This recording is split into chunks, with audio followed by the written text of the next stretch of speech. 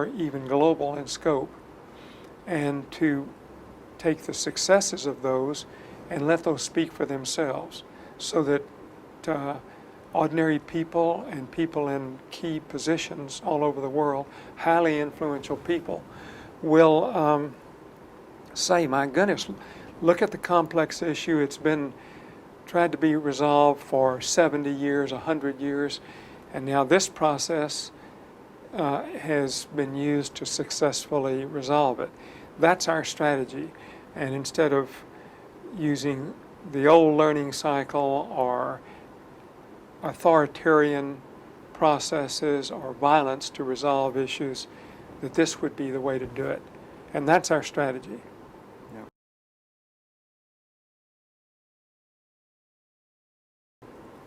We learn from you that you are an optimist when Yes. you look at the world. Yes.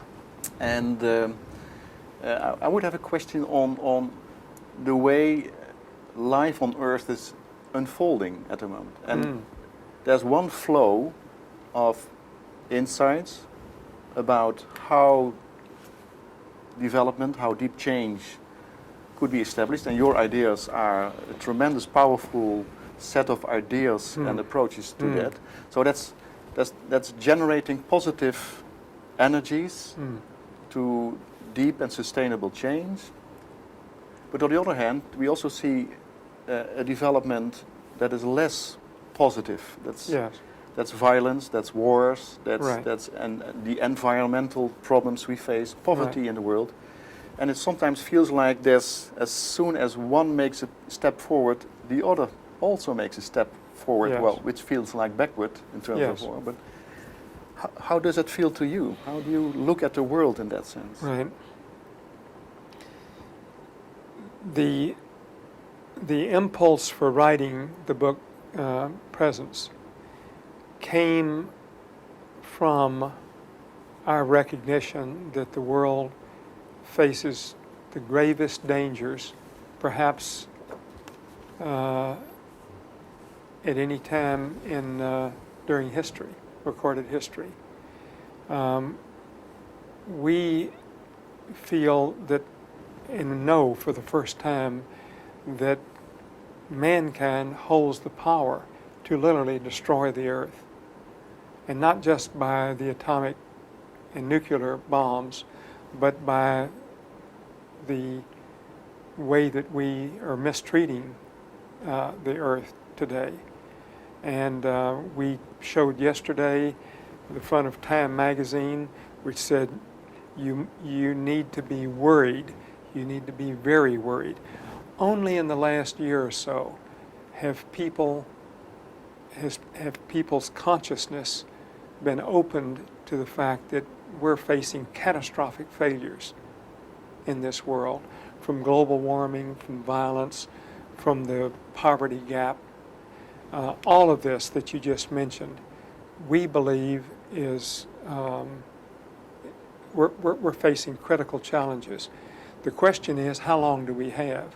And, you know, that's open to debate. Some people say very influential and substantial people say, in terms of global warming, we're past the stage where we can really do anything about it. Others say, Peter, for example, who is a real expert in sustainability, says we may have 10 years at the most. Now, if that's the case, or whether, you know, some people say you may have longer, but whatever the case is, we are facing an inflection point in the history of humankind. And that was the reason, that was the impulse for writing Presence and sharing all of this with the world. And you'll note that the first chapter is the Requiem scenario. I came back from a week of dialogue with one of the key spiritual leaders in the world, who is a woman that heads a group of Indian spiritual leaders called the Brahma Kumaris. She has the same, she's held in the same reverence, for example, that the Dalai Lama is. And I walked away from that week-long series of dialogues and came back to my co-authors and said what I just said. Peter pulled out, he said, "It's interesting, you should say this." He pulled out this article by Jack Miles that is key scientific advisor to the Getty Trust, who wrote this article that was so well received called The Requiem Scenario. And he said, "It's interesting, Joseph, you should say that. I just read this yesterday, and we all read it together, and we said, this is the way we're going to start this book." That's great. One of the, and related to your statement about the Requiem scenario, I feel that many people are aware of what is going on. They have at least some awarenesses about it. But the question is, what holds people back? What is holding them back to actually step into doing something real with it, Right. to contribute to a solution? And we feel that many people, there's many managers in companies who feel that they should be leaders. There's many people in society who feel that they should do something. But it seems like they don't believe in themselves being an active actor, and that they have a sort of passive, reactive position Yes. in the process. So this is very important. This is part of this leadership development that I talked about. A foundational element of the U process and of the presencing work and the synchronicity work is based on this particular fact, and that is that many people today in the world hold the view that they're sort of a victim of circumstances, that literally they cannot change circumstances. The best they can do is react to it. And this sort of victim mentality is antithetical to the kind of thinking we need in the face of the crisis that we're facing today.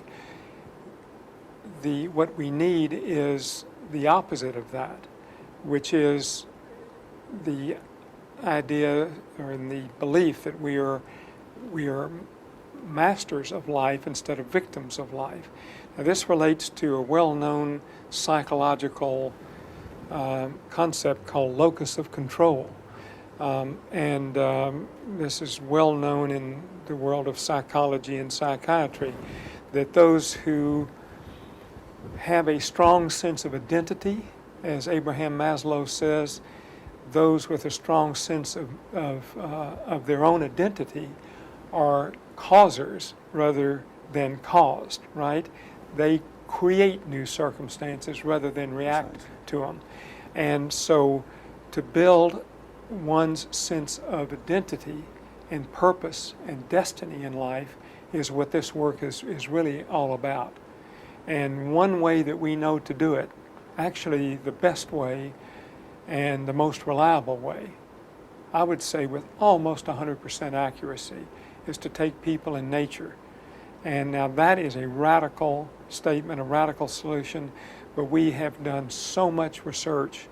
I have 25 years of experience in this, and I know it works. So we take people on 7 to 8 day wilderness retreats where we do a lot of work beforehand. We do 2 days of work on the ground before they go out, 2 days after they go out, and they spend 4 days and 3 nights out in breathtaking wilderness alone on a solo in silence. What happens when they come out of that is a shift in their locus of control and a deeper sense of their own purpose on this earth and this sense of identity that Maslow talks about. And when they come back collectively to do work together, it is really something to see, because it's stunning to see them work together So, as a single intelligence, literally as a single intelligence. so in that sense, both the books you're writing, or you have been writing, the practices you have in working with leaders in companies in the U process, but also in the wilderness retreats, Yes.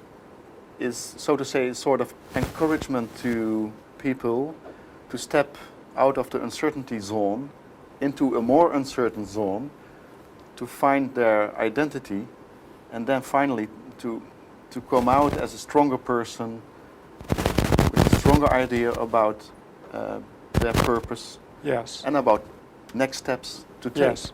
So, Ger, I'll give you a good example of how this works. Now, we have a partner in this Global Leadership Initiative where we're going out and doing major projects in the world, like the one in India that I talked about to eliminate or substantially reduce child malnutrition in India. And we started in the state of Maharashtra, where Bombay or Mumbai is, and there's 90 million people there, and we've just gone through the first phase of that. It is a highly significant undertaking that has gotten a lot of attention in India. We have a microcosm of the society that's going through this process. We have government, business, and the nonprofit sector for the first time in history coming together to break the boundaries between them, break the silos to do this work. So, you've got projects like that we intend to show the efficacy of this U process. Now, there are also individuals in the world who are highly influential that can have a big impact on the crisis that we're facing.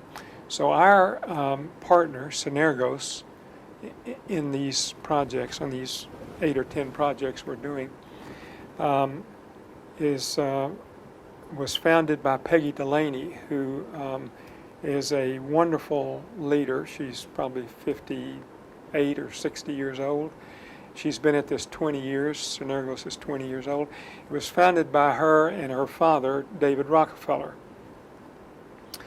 And they've done wonderful work in the world. They have now formed a joint venture with Generon so that we can take this U process out in the world, because although they had done wonderful work in the past, they had never had a process like the U process to take on these major issues in the world. So we've joined forces to do it.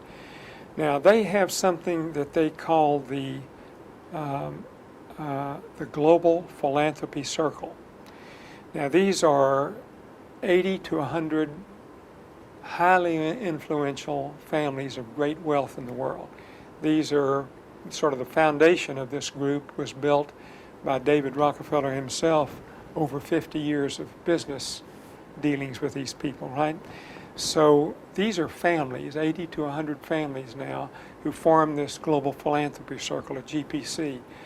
Now, we take 15 to 20 of those people every year and put them through this wilderness program.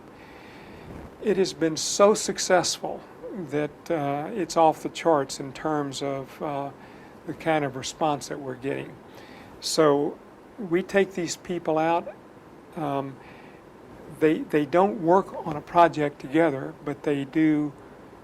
2 or 3 of them may end up working on projects together or doing a project alone. But they're all part of the same organization, and they're going out as key influential people in the world to sharpen their understanding of what it is they're to do in this world with this great wealth and influence that they have. And so that's another example of the use of the wilderness program. It is quite remarkable. And over the last 2 years, we've taken a few business leaders, right, like Kees van der Graaf, who is a member of the management team of Unilever last year, and the chairman of Unilever this year, Anthony Bergmans. We invited them to come to experience this with the GPC members. So they came last year, and Tex Gunning, who is running most of the Unilever's Asia Pacific region, came a couple of years ago. Now, these people are going out spreading the word about the efficacy of this work, because this has had a major impact on them. I showed you all the quote from the quote senior leader yesterday on the slide pack. Those are his exact words. So that's another strategy we have. Okay, thank you.